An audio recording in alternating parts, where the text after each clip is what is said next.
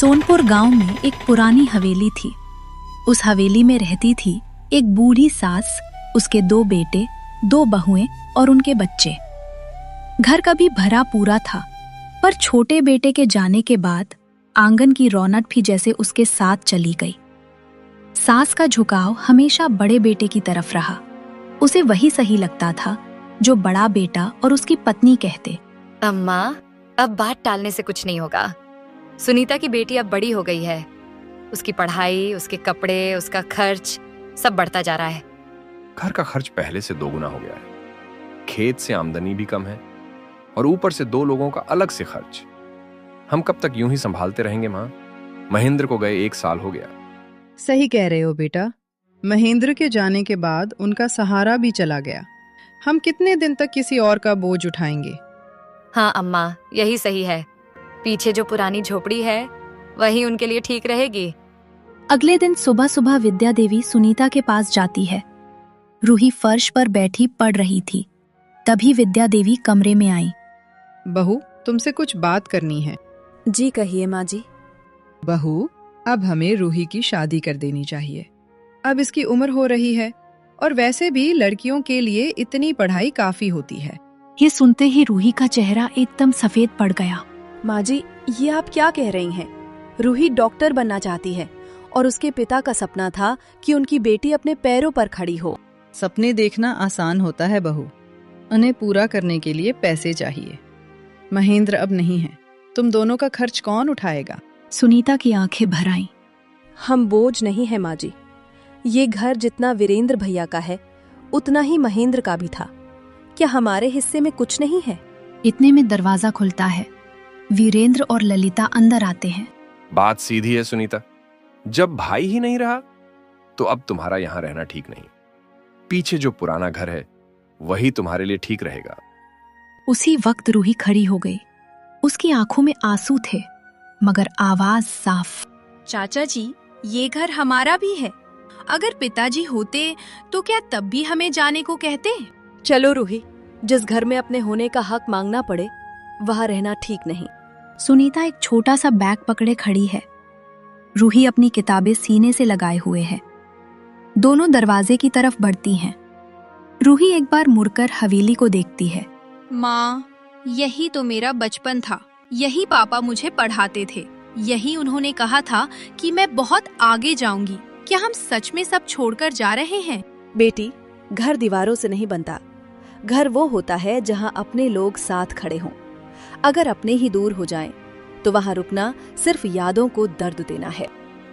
हवेली से थोड़ा दूर पीछे की तरफ एक पुरानी झोपड़ी खड़ी है।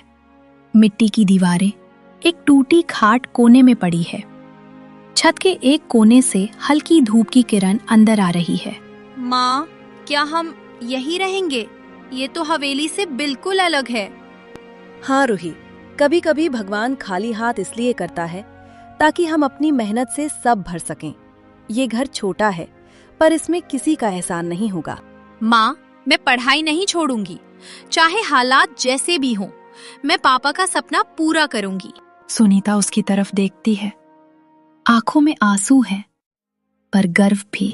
और मैं तेरे साथ खड़ी हूँ। अब से हमारा सहारा हम खुद है। कोई हमें घर से निकाल सकता है, पर हमारे सपनों से नहीं। झोपड़ी के अंदर हल्की अंधेरा। एक छोटी तेल की ढिबरी जल रही है। चूल्हा ठंडा है। रूही कोने में बैठी है। कुछ देर चुप रहने के बाद वो धीरे से पूछती, माँ, अगर पापा होते तो हमें ऐसे कभी नहीं सोना पड़ता ना? हाँ, शायद नहीं, लेकिन तेरे पापा ने हमें कमजोर रहना नहीं सिखाया था। आज भूखे सोएंगे, लेकिन कल से हालात बदलने शुरू होंगे। ये मेरा वादा है। अगले दिन सुनीता हाथ में झाड़ू लिए आंगन साफ कर रही है। दूर से 3 गांव की औरतें आती दिखती हैं। जैसे ही उनकी नजर सुनीता पर पड़ती है, वे रुक जाती हैं। अरे सुनीता, तू यहाँ क्या कर रही है? अब यही रह रहे हैं काकी। पर बात क्या हुई? कल तक तो तू उसी हवेली की बहू थी। गांव में तरह तरह की बातें चल रही हैं। हमने सोचा खुद ही पूछ लें। बस इतना समझ लीजिए दीदी, अब हमें अलग रहना है। घर बड़ा हो या छोटा, जीना तो अपने दम पर ही पड़ता है। सच कहूं, तेरी सास हमेशा बड़े बेटे की तरफ ही झुकी रही। महेंद्र के रहते सब ठीक था, उसके जाने के बाद घर का रंग बदल गया। मुझे सब समझ आता था, पर मैंने कभी कुछ नहीं कहा। सोचा था अपना घर है, सब संभल जाएगा। तू अकेली नहीं है सुनीता, पूरा गांव तेरे साथ है। तेरी मेहनत और सच्चाई सब जानते हैं। आम के पेड़ की हल्की छाया में रूही और उसकी दोस्त नंदिनी साथ बैठी थी। हवा में मिट्टी की सौंधी खुशबू थी। रूही, याद है तू कहती थी कि तू डॉक्टर बनकर गांव में मुफ्त इलाज करेगी ताकि किसी को पैसों के लिए तड़पना ना पड़े। और तू कहती थी मैं बड़ी होकर ऐसी टीचर बनूंगी जो बच्चों को डांटेगी नहीं, समझाएगी। तो फिर वो सपने अब भी हैं या कहीं छुपा दिए? सपने तो हैं, लेकिन कभी कभी लगता है जिंदगी पूछे बिना ही इम्तिहान लेने लगती है। इम्तिहान तो उन्हीं का होता है जिनमें काबिलियत होती है। तू पढ़ाई में सबसे तेज है। अगर तू ही हार मानेगी तो बाकी लड़कियां किससे हिम्मत लेंगी? नंदिनी, अब आगे पढ़ना शायद मेरे लिए आसान नहीं है। घर की हालत तू देख ही रही है, किताबें, फीस। हमारे पास इतने पैसे नहीं हैं कि मैं अपने सपनों को आगे बढ़ा सकूं। पैसों की कमी सपनों की कमी नहीं होती रूही। रास्ता मुश्किल है लेकिन बंद नहीं। हम कोई ना कोई तरीका जरूर ढूंढ लेंगे। तू बस हार मत मान। रूही ने उसकी तरफ देखा। पहली बार उसके चेहरे पर डर से ज्यादा भरोसा था। सूरज ढलने को था। हल्की ठंडी हवा चल रही थी। सुनीता और रूही झोपड़ी के बाहर चुपचाप बैठे थे। रूही की किताबें उसकी गोद में बंद पड़ी थीं। तभी पीछे से आवाज आई, सुनीता, अरे तू यहाँ ऐसे उदास क्यों बैठी है? दोनों ने मुड़कर देखा। सामने लक्ष्मी खड़ी थी, सालों पुरानी सहेली। लक्ष्मी, समझ नहीं आता क्या करूं। रूही की पढ़ाई कैसे चलेगी? फीस, किताबें, यूनिफॉर्म। हमारे पास इतने पैसे नहीं हैं। मैं चाहकर भी कुछ कर नहीं पा रही। देख सुनीता, रोने से बात नहीं बनेगी। काम के रास्ते ढूंढने पड़ेंगे। सुन, गांव में जो नया सिलाई केंद्र खुला है, वहाँ औरतों को काम सिखाया जा रहा है। तू तो पहले से सिलाई जानती है, वहाँ जुड़ सकती है। ठीक है लक्ष्मी, मैं कोशिश करूंगी। अगर मेरी मेहनत से रूही की पढ़ाई चल सके तो मैं कोई भी काम करने को तैयार हूँ। माँ, आपने हमेशा मेरे लिए सब किया है। अगर आप फिर से सिलाई शुरू करेंगी तो मैं भी आपकी मदद करूंगी। अगले ही दिन से सुनीता लक्ष्मी के साथ सिलाई केंद्र जाने लगी। सुबह घर का काम निपटाकर वो काम पर निकल जाती। एक सुबह निकलते समय, रूही, मैं लक्ष्मी के साथ जा रही हूँ। तुम समय से स्कूल चली जाना और पढ़ाई पर पूरा ध्यान देना। आप चिंता मत करो माँ, मैं संभाल लूंगी और शाम को आकर आपके काम में भी मदद करूंगी। दोपहर का समय था। सुनीता आंगन में बैठी कुछ सिलाई का काम कर रही थी। तभी हवेली की तरफ से ललिता उधर आती दिखाई दी। उसके चेहरे पर हमेशा की तरह तिरछी मुस्कान थी। अरे वाह, अब तो हवेली की बहू भी काम करने लगी। लगता है हालात ने जल्दी ही असली जगह दिखा दी। इतने से क्या होगा सुनीता, 2 वक्त की रोटी भी मुश्किल से आती होगी। चाची, हालात चाहे जैसे भी हों, हम मेहनत से जीना जानते हैं। ललिता हल्का सा हंस पड़ी, जैसे उसे रूही की बात मजाक लग रही हो। इतनी मेहनत करने से अच्छा है एक काम करो सुनीता, मेरे घर ही आ जाओ। झाड़ू पोंछा, बर्तन कर लिया करना, अच्छे पैसे दे दूंगी। धन्यवाद दीदी, पर हमें किसी के घर काम करने की जरूरत नहीं है। जो भी करेंगे अपनी मेहनत से करेंगे। माँ सही कह रही है चाची, मेहनत करने में शर्म नहीं होती, लेकिन किसी की मजबूरी का मजाक उड़ाना अच्छा नहीं होता। अरे वाह, अभी से बड़ी जुबान चलने लगी है। याद रखो, तुम्हारी पढ़ाई ज्यादा दिन नहीं चलेगी। जब पेट भरने की नौबत आएगी ना, तब किताबें अपने आप बंद हो जाएंगी। ये सुनकर सुनीता का चेहरा थोड़ा उदास हो गया, लेकिन उसने खुद को संभालते हुए कहा, मेरी बेटी की पढ़ाई कभी नहीं रुकेगी, चाहे मुझे दिन रात मेहनत क्यों ना करनी पड़े। देखते हैं कितने दिन तक ये हौसला रहता है। इतना कहकर वो मुड़ी और हवेली की तरफ वापस चली गई। माँ, चाची हमेशा हमें नीचा दिखाने क्यों आती हैं? बेटा, जो लोग दूसरों को दुखी देखकर खुश होते हैं, वो कभी सच में खुश नहीं रह पाते। हमें बस अपने रास्ते पर चलते रहना है। अगले दिन स्कूल की छुट्टी के बाद रूही अपनी सहेली नंदिनी के साथ घर की ओर लौट रही थी। रूही, अगले हफ्ते हमारे स्कूल में जो प्रतियोगिता होने वाली है उसमें तू हिस्सा ले रही है ना? पता नहीं, अभी तक तय नहीं किया। क्यों? तू तो हमेशा हर प्रतियोगिता में भाग लेती है, पढ़ाई में भी सबसे आगे रहती है। बस इन दिनों घर पर थोड़ा काम भी बढ़ गया है, इसलिए सोच रही हूँ संभाल पाऊंगी या नहीं। अरे संभाल लेगी, तू इतनी मेहनती है और मैं भी तो हूँ तेरी मदद करने के लिए। सच नंदनी, अगर तू साथ न होती ना तो स्कूल आना भी कभी कभी मुश्किल लगने लगता। दोनों हंसते हुए आगे बढ़ने लगे। कुछ दूर चलने के बाद रूही की नजर अपनी झोपड़ी की तरफ पड़ी। उसने धीरे से कहा, चल नंदनी, अब मुझे यहीं से जाना होगा। ठीक है, कल स्कूल में मिलते हैं। और हाँ, प्रतियोगिता के बारे में सोचना जरूर। ठीक है, सोचूंगी। दोनों एक दूसरे को अलविदा कहकर अपने अपने रास्ते चल पड़ी। रूही नंदनी से अलग होकर धीरे धीरे अपनी झोपड़ी की ओर बढ़ने लगी। अंदर सन्नाटा था। रूही ने बैग एक तरफ रखा और तभी उसकी नजर दीवार पर लगी अपने पिता की तस्वीर पर पड़ी। तस्वीर को देखते ही उसकी आंखों में आंसू भर आए। पिताजी, आप इतनी जल्दी क्यों चले गए? आप होते तो ये दिन नहीं आते। माँ मेरे लिए दिन रात मेहनत कर रही हैं। वो चाहती हैं कि मेरी पढ़ाई कभी न रुके। आप देखना, मैं एक दिन जरूर कुछ बनूंगी ताकि माँ को फिर कभी किसी के सामने झुकना ना पड़े। इतना कहकर रूही चुपचाप वहीं खड़ी रोती रही। उधर हवेली में बैठे ललिता, वीरेंद्र और विद्या देवी आपस में बात कर रहे थे। तभी ललिता तिरस्कार भरी मुस्कान के साथ बोली, माँ जी, आपको पता है आपकी प्यारी बहू सुनीता अब घर घर जाकर सिलाई का काम करती फिर रही है। अच्छा ही हुआ, अपने घमंड का नतीजा अब समझ में आ रहा होगा उसे। जिसे हवेली की रानी बनकर रहना था, वो अब दूसरों के घर काम कर रही है। यही उसकी औकात है। और उसकी बेटी रूही अभी भी स्कूल जाती है जैसे कोई बड़ी अफसर बनने वाली हो। जिन लोगों को अपनी औकात भूलने की आदत हो जाती है, वक्त उन्हें बहुत जल्दी आईना दिखा देता है। तीनों आपस में बैठकर सुनीता और रूही की बुराई करते हुए हंसने लगे, जैसे किसी के दुख में ही उन्हें खुशी मिल रही हो। शाम का समय था। सूरज ढलने लगा था। सुनीता दिन भर का काम करके थकी हुई झोपड़ी में लौटी। रूही तुरंत उठकर उसके पास आई। माँ, आप रोज इतनी मेहनत करती हो, आपको देखकर अच्छा नहीं लगता। मैं सोच रही थी अब से मैं भी आपकी मदद करूंगी। तू मेरी मदद करेगी? लेकिन कैसे रूही? अगर तू काम में लग गई तो पढ़ाई का समय कहाँ मिलेगा? मैं नहीं चाहती कि तेरी पढ़ाई पर कोई असर पड़े। रूही कुछ पल सोचती रही, फिर उसके चेहरे पर हल्की चमक आई। वो उत्साह से बोली, माँ, मुझे एक तरीका सूझा है, ऐसा काम जो मैं पढ़ाई के साथ भी कर सकती हूँ। कैसा तरीका?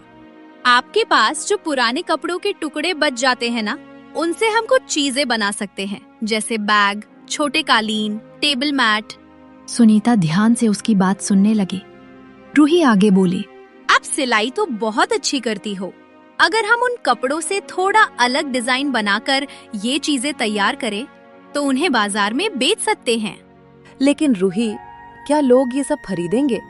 क्यों नहीं माँ, आजकल लोग हाथ से बनी चीजें बहुत पसंद करते हैं और हमारे पास तो कपड़े भी हैं, बस मेहनत करनी होगी।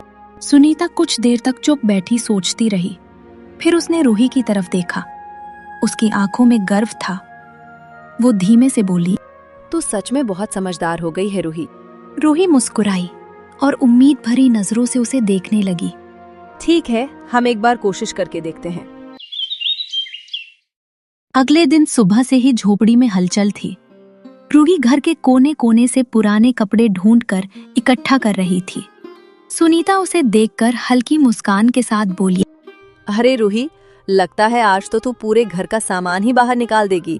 माँ, जितने ज्यादा कपड़े मिलेंगे उतना अच्छा है, हम ज्यादा चीजें बना पाएंगे। कुछ ही देर में झोपड़ी के एक कोने में पुराने कपड़ों का बड़ा सा ढेर लग गया। सुनीता सिलाई मशीन के पास बैठ गई और कपड़ों को अलग अलग करने लगी। इन रंगीन कपड़ों से अच्छे बैग बन सकते हैं और इन मोटे कपड़ों से छोटे कालीन। हाँ माँ, और ये वाले कपड़े टेबल मैट के लिए बिल्कुल ठीक रहेंगे। दोनों माँ बेटी मिलकर काम में लग गईं। तभी बाहर से किसी की आवाज आई, रूही, घर पर है क्या? रूही ने मुड़कर देखा। दरवाजे पर नंदनी खड़ी थी।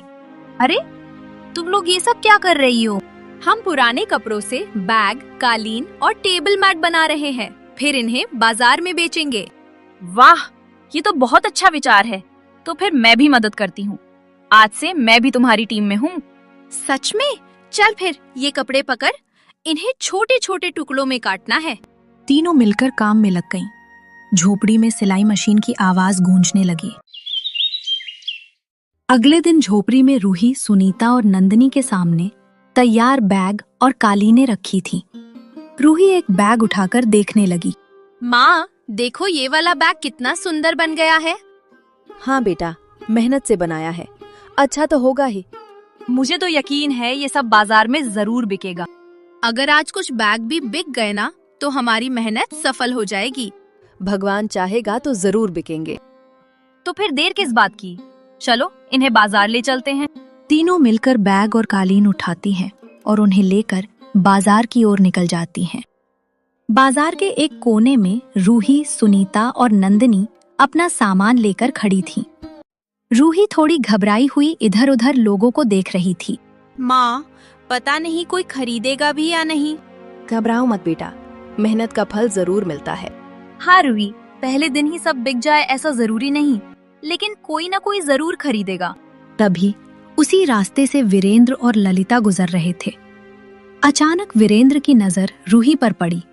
वो रुक गया और ध्यान से देखने लगा। अरे ललिता, जरा देखो तो सही। ललिता ने मुड़कर देखा और फिर उसके चेहरे पर व्यंग भरी मुस्कान आ गई। अरे वाह, हमारी हवेली की राजकुमारी तो आज बाजार में दुकान लगाकर खड़ी है। ये क्या है? पुराने कपड़ों के बैग और ये कालीन। तुम लोगों को सच में लगता है कि कोई ये सब खरीदेगा? लोग बाजार में अच्छी चीजें खरीदने आते हैं, ये फटे पुराने कपड़ों का सामान नहीं। चाची, ये फटे पुराने कपड़े नहीं हैं, हमने इन्हें मेहनत से बनाया है। मेहनत? मेहनत से कोई चीज अच्छी नहीं हो जाती। सच कहूँ तो तुम्हारा ये सामान कोई नहीं खरीदेगा। पूरा दिन यहीं खड़ी रहोगी और शाम को सब वापस लेकर जाओगी। इतना कहकर दोनों जोर से हंसने लगे। देख लीजिए चाचा, एक दिन यही सामान हमारी मेहनत की पहचान बनेगा। वीरेंद्र और ललिता ने उपहास भरी नजर से उन्हें देखा और हंसते हुए वहां से आगे बढ़ गए। कुछ ही देर बाद रूही, सुनीता और नंदनी चुपचाप वहीं खड़ी थीं। आसपास लोग आ जा रहे थे, लेकिन कोई उनके सामान की तरफ खास ध्यान नहीं दे रहा था। रूही, इतने लोग जा रहे हैं लेकिन कोई रुक भी नहीं रहा। मुझे डर लग रहा है, अगर आज कुछ भी नहीं बिका तो। डर तो मुझे भी लग रहा है नंदनी, लेकिन अगर हम कोशिश ही नहीं करेंगे तो हमें कभी पता भी नहीं चलेगा कि हम क्या कर सकते हैं। मुझे विश्वास है कोई ना कोई जरूर रुकेगा। मेहनत कभी बेकार नहीं जाती बेटा, थोड़ा धैर्य रखो। तभी वहां से एक सुसज्जित औरत गुजर रही थी। उसकी नजर अचानक उनके बैगों पर पड़ी और वो रुक गई। वो झुककर एक बैग उठाती है और ध्यान से देखने लगती है।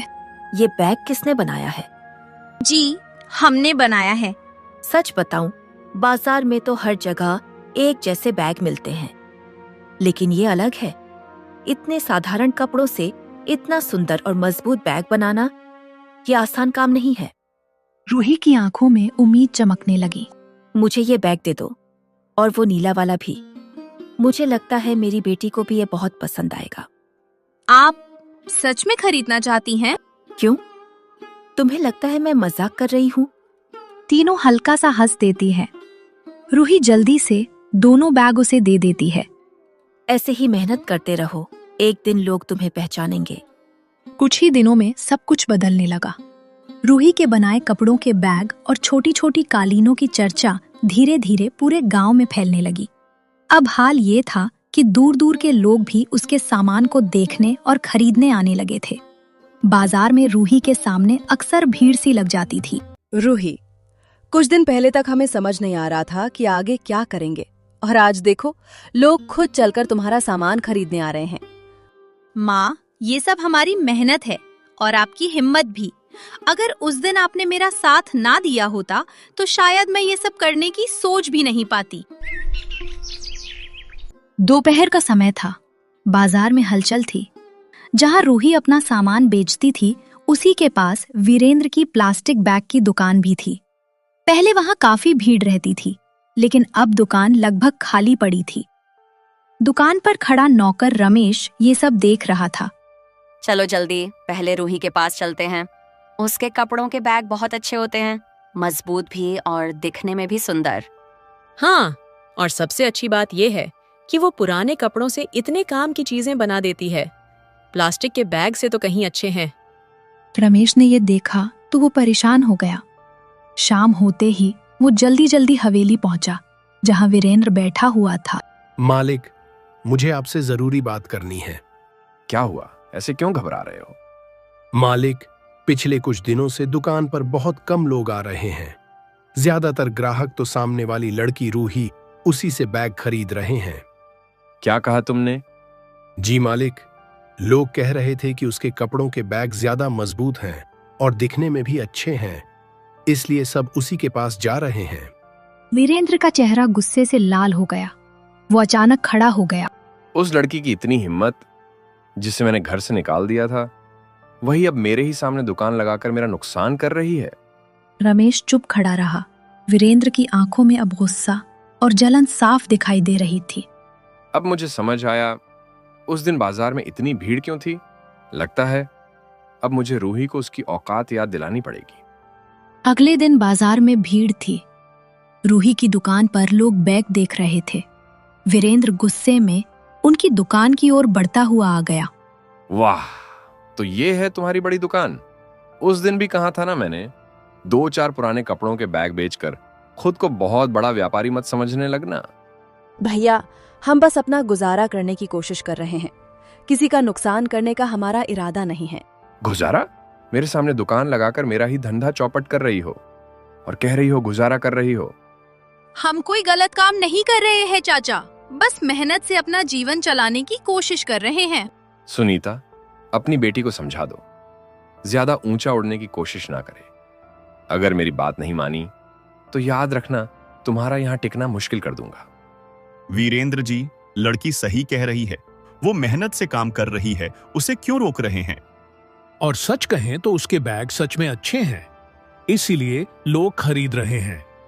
ठीक है, तुम सबको इसका साथ देना है ना, दे लो, लेकिन याद रखना इस बाजार में ज्यादा दिन तक इसकी दुकान नहीं चलेगी। फिर वीरेंद्र गुस्से में मुड़ा और तेज कदमों से वहां से चला गया। कुछ महीने बीत गए। एक शाम हवेली में सन्नाटा था। आज फिर दुकान जल्दी बंद करके आ गए। क्या आज भी कोई ग्राहक नहीं आया? अब ग्राहक आए भी क्यों, लोग प्लास्टिक के बैग छोड़कर कपड़ों के बैग खरीद रहे हैं। शायद ये सब हमारी ही गलती का नतीजा है। वीरेंद्र और ललिता दोनों उनकी ओर देखने लगे। अब इन बातों से क्या फायदा माँ जी? फायदा तो कुछ नहीं, लेकिन सच्चाई तो यही है। घमंड में आकर हमने एक मेहनती लड़की के साथ बहुत गलत किया। उधर बाजार में रूही की दुकान के सामने काफी भीड़ थी। रूही बेटा, आज तो सुबह से ही इतनी भीड़ है, लगता है सारे बैग जल्दी खत्म हो जाएंगे। माँ, चिंता मत कीजिए, अंदर और भी तैयार हैं। सच कहूँ रूही, तुम्हारे बैग बहुत मजबूत हैं। पिछले महीने जो लिया था अभी तक बिल्कुल नया जैसा है। अब तो लोग दूर दूर से तुम्हारी दुकान ढूंढते हुए आते हैं।